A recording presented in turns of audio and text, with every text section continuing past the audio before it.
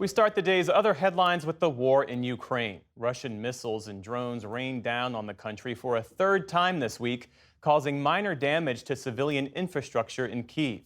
It comes as Ukraine's top commander described fighting on the Eastern Front as exceptionally tough. Russia has ramped up its assault there since Ukraine's surprise offensive in Kursk earlier this month. Video released yesterday by Ukraine's military showed grenades dropping onto Russian targets.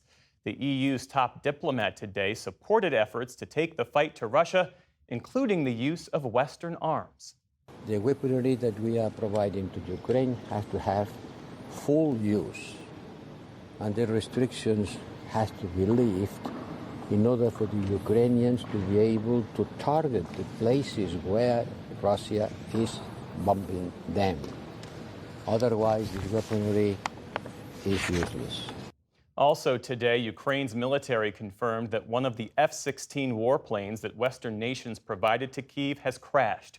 It's the first reported loss of an F-16 since a handful of them arrived in Ukraine last month.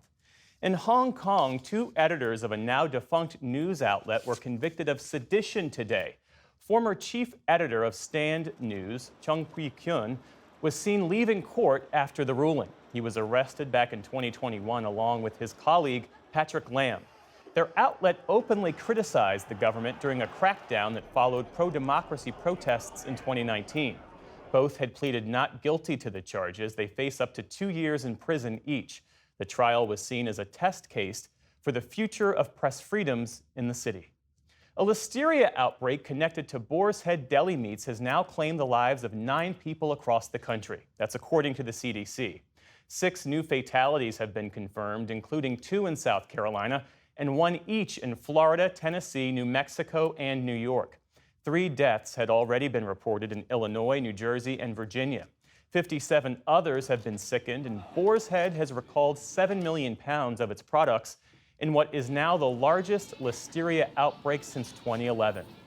The FBI is failing to report all suspected child sexual abuse cases to law enforcement agencies. That's according to a report out today from a Justice Department watchdog. A review of more than 300 cases between the years 2021 and 2023 found the agency did not appear to comply with mandatory reporting requirements about 50% of the time. And when the FBI did file a report, it only did so in a timely manner in 43% of cases. The inquiry stems from the FBI's failure to properly investigate former USA Gymnastics team doctor Larry Nassar. A senior FBI official acknowledged some mistakes but said the vast majority of the work has been handled appropriately. The Pentagon said today that Defense Secretary Lloyd Austin has agreed to provide the Secret Service with military support for presidential and vice presidential candidates. That comes after the assassination attempt last month on former President Donald Trump at a rally in Pennsylvania. At a briefing today, spokesperson Sabrina Singh said that U.S. Northern Command would provide support at various locations during the election and a bit beyond. The Department of Defense will provide protective support and that will continue through the election on November 5th, 2024, with anticipated continued support to the President-elect and Vice President-elect through the inauguration of January 20, 2025. The Secret Service has come under heavy scrutiny for its failure to prevent the July 13th shooting that also resulted in a fatality. Its director stepped down last month, and a number of officials have reportedly been placed on administrative leave. Fewer Americans filed for unemployment benefits last week. It's the latest sign that the labor market remains strong despite high interest rates. The number of jobless claims slipped by 2,000 from the week before to 231,000. That's a bit below expectations and still low by historical standards. A separate report out today showed the overall economy grew at a solid 3% rate last quarter. That was revised up from an initial reading of 2.8% thanks to strong consumer spending and investments by businesses. That economic data failed to lift spirits on Wall Street today, with stocks ending mixed. The Dow Jones Industrial Average gained more than 240 points to close at a new record, but the Nasdaq dropped nearly 40 points as major tech companies took a breather from recent gains. The S&P 500 ended the day virtually flat.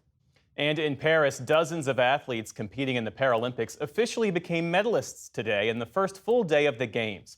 The first gold went to Caroline Groot of the Netherlands in her classification of the women's 500-meter track cycling time trial. But China dominated the day, winning multiple golds in track cycling and para-swimming. And a Taekwondo bronze went to Zakia Kadadadi, earning the first ever Paralympics medal for the refugee team, which represents more than 120 million displaced people worldwide.